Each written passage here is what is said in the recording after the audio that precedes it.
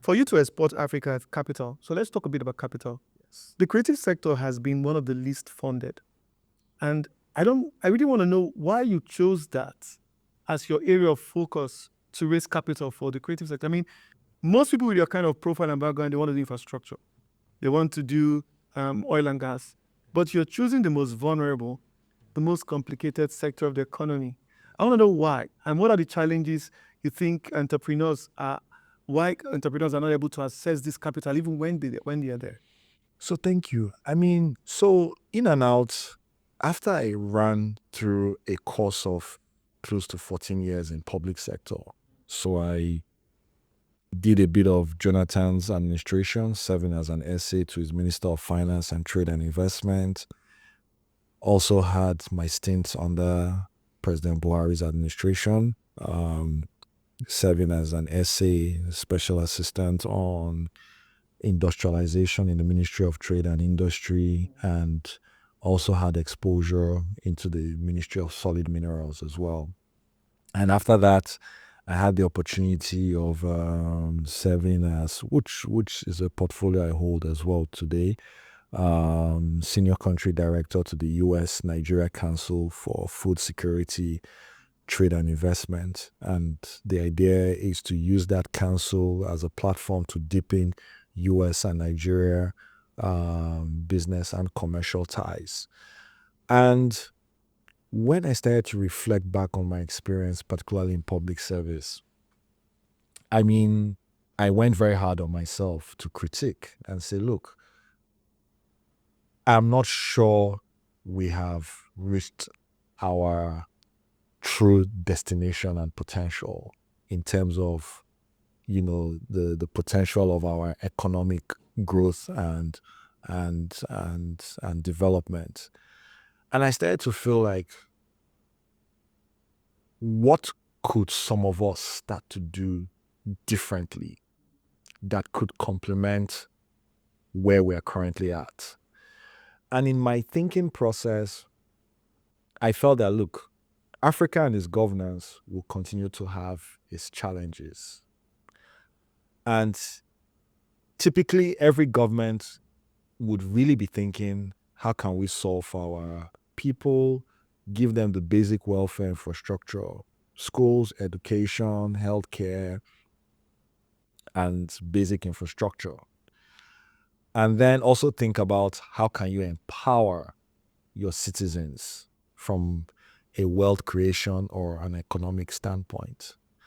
But then I started to also have a deeper appreciation that, thinking about it, a lot of us Africans are innately talented and have come from a place of deeply rooted cultural beliefs, tradition, community, the things that makes us very African.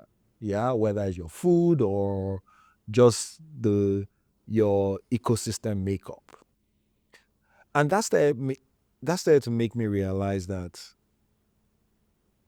all that surrounds us as Africans, and also given the fact that as human beings, we are innately creative in some way or form, So whether Ferdy went to school or not, chances are Ferdy may probably just be able to either sing, dance, draw, paint, or do something, or even sports, or might just be a good cook, or might just be as good looking as he is, become a model, just showcasing African. By the way.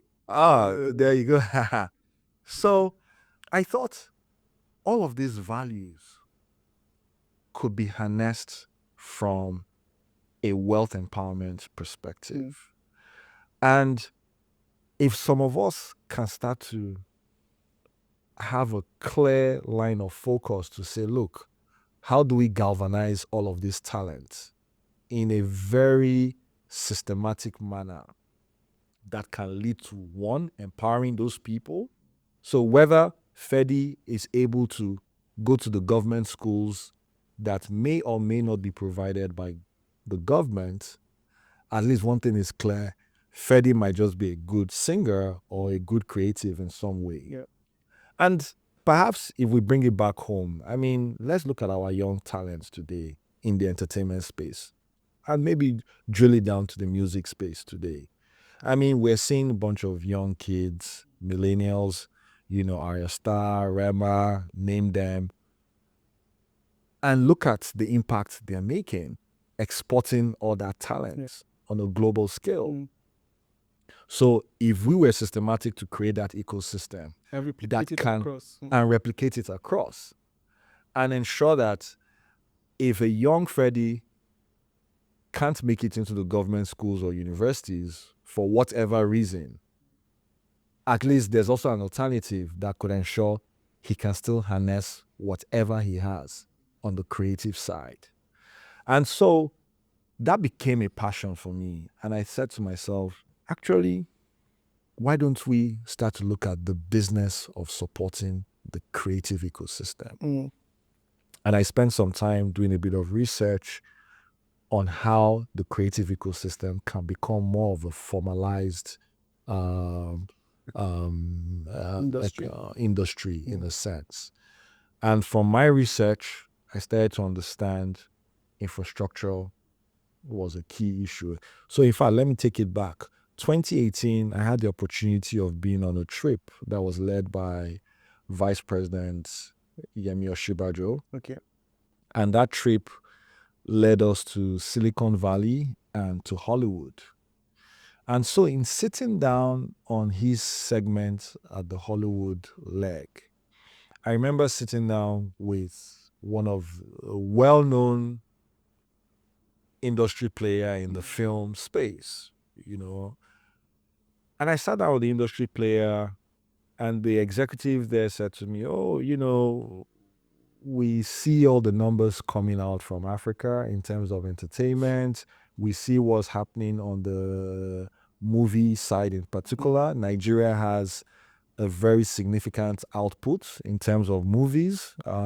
Perhaps might even have one of the highest outputs compared to Nollywood, Hollywood, and Bollywood. But the reality is the quality of that output Wasn't global enough. is not global enough. And so they were still not sure what was the best approach to take a position in a Nollywood. And that became a food for thought for me. And I said to myself, actually, I think I get it. That really, it's got to be infrastructure. Because if you had infrastructure that could be developed at scale where any of the big Hollywood majors can say, look, we can take a position in this infrastructure, and, it's just like what you're doing in Magic Studios, which, I mean, I commend you on. And you've done this at scale for a number of years, and we know that there's still a lot of growth ahead of you. And if such kinds of partnerships could be fostered coming from Hollywood down here, then what then happens is it's not just about capital. It's about cross-exchange of capacity. It's about creating that sustainability model. It's about ensuring that there's that acceptance of practices so that it's in line with global best practices in terms of your output. Then that becomes the opportunity. Because then, whether it's a Disney or a Pixar or a Paramount studio, once they're embedded in the infrastructure, no matter what the inputs and outputs that comes out of that infrastructure, at least a good portion of it would meet to the minimum acceptable standard that can then be showcased not just locally, but then any of these big brands can say, look, we're happy to. But do you think it's the size of the budget? Because again, until the streamers got here, Yes. which is Amazon and Netflix, and our cost of production and the size of the cinema itself could not allow people to invest more than a particular amount. So a typical investor would tell you, we don't have enough cinemas. Why are you guys projecting to make $1 million? Nobody has done that. You get, and so the cap. Phuket broke 1.6 billion Yes.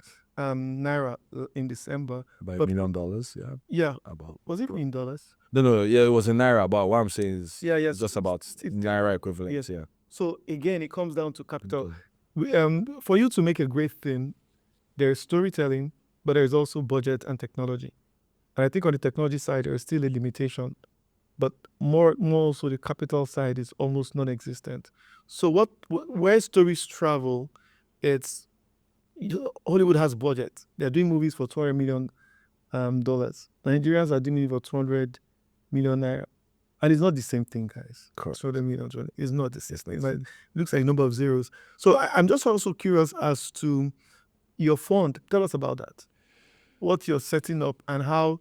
I know that a lot of creatives are going to be listening to this because and quite a number of people that I follow are within the ecosystem as well. Yeah. But how is the fund active now? How do they assess it? And what are the industries you're particularly taking off with?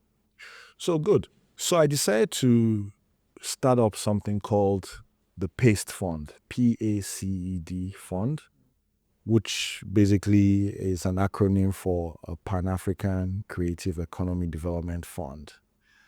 And the focus of the fund is to focus on investing in one, infrastructure, two, go into the financial and legal engineering of converting intellectual property as an asset class, and three, able to galvanize funding support to develop human capacity within the creative segment. And the 6 verticals that we want to focus on in terms of subsectors are 1, entertainment, which is an accumulation of music and movies. 2 is arts and culture, a lot of your visual artists,